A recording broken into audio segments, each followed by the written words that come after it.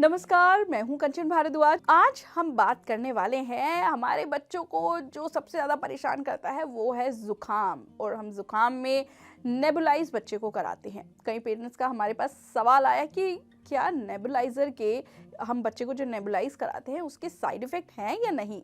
तो चलिए आज इसी पर बात करते हैं।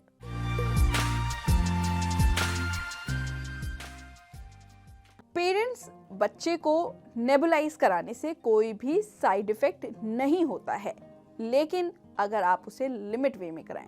ये नहीं कि बच्चे को थोड़ा सा जुकाम है और हमने उसको नेबुलाइज करा दिया, बच्चे को थोड़ी सी बलगम जमी है या मतलब इतना नहीं है हमने नेबुलाइज करा दिया। नहीं, नेबुलाइजर का नुकसान नहीं होता, लेकिन बच्चे को हम उसका आदी क्यों बनाएं, हम उसको हैबिचुअल क्यों बनाएं। बच्चे को भी अपने आप चीज़ें ठीक करने दीजिए, अपने आप उसकी बॉडी को ठीक करने दीजिए। क्यों हम उसको बार बार ऐसे नेबुलाइज करा के परेशान करें बच्चे को भी। देखिए, उसका नुकसान कोई नहीं है, लेकिन आपको बच्चे को नेबुलाइज कराते समय कुछ चीज़ें जो हैं वो ध्यान में रखनी है। उन चीज़ों का अगर आप ध्यान रखेंगे तो बच्चे को नुकसान भी नहीं होगा और नेबुलाइजर के उल्टा फ़ायदे होंगे। देखिए, जब हम बच्चे को जब बलगम हमारी बहुत ज़्यादा हो जाती है या नाक हमारी बहुत ज़्यादा ड्राई हो जाती है, बच्चे की बहुत ज़्यादा ड्राई और बलगम सांस लेने में दिक्कत होती है, हम तब नेबुलाइज कराते हैं बच्चे को, या बड़ों को भी, एडल्ट को भी हम नेबुलाइज तभी कराते हैं। नेबुलाइज कराते समय आपको ध्यान रखना है कि जब भी आप नेबुलाइज कराएं, क्योंकि जब आप नेबुलाइज कराएंगे तो बच्चे का टेम्परेचर जो होगा वो गर्म हो जाएगा, और एकदम उसे ठंडे में नहीं लाना, नहीं तो नेबुलाइज कराने के नुकसान ज़्यादा झेलने पड़ेंगे। ठीक है ना। पहला ध्यान रखना है टेम्परेचर का, हमें उसका टेम्परेचर मेंटेन करके रखना है।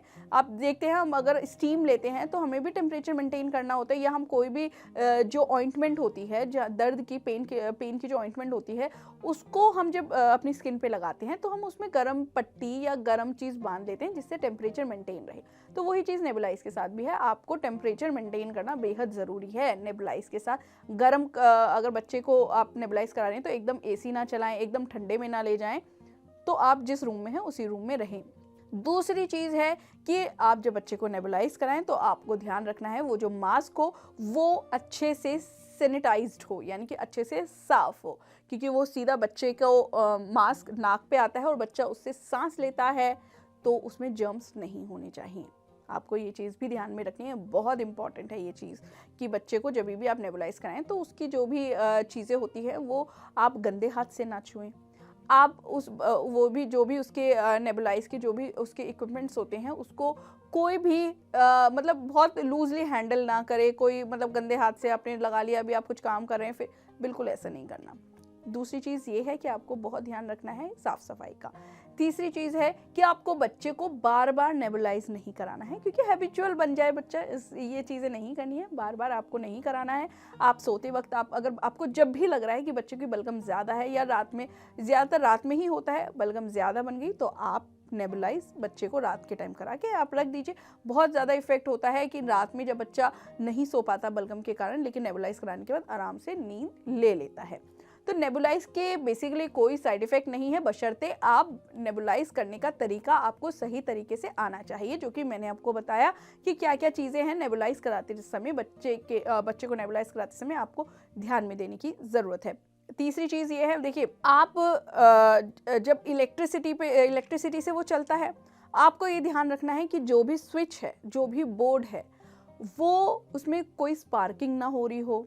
ठीक है, आपको ये ध्यान रखना है, क्योंकि वो डायरेक्ट कनेक्ट होता है नेबुलाइजर, वो जो बॉक्स होता है उससे, तो आपको उसमें ऐसे कोई चांसेस नहीं होने चाहिए कि करंट लगे।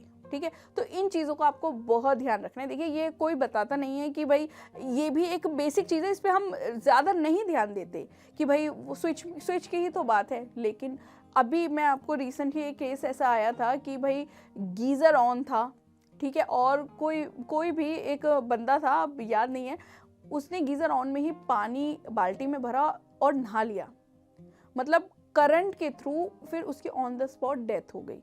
तो देखिए, ये चीज़ें हमें बहुत ध्यान देनी होती कि हमारा स्विच बोर्ड जिसमें है कनेक्टेड है वो स्पार्किंग ना करे, उसमें कोई अर्थिंग ना हो रही हो। तो ये चीज़ें आपको बहुत ध्यान देनी है। तो आगे से जब भी आप नेबुलाइज करें तो ये 4-5 पॉइंट जो भी मैंने बताए हैं, इनको ध्यान में रख के नेबुलाइजर को यूज़ करें।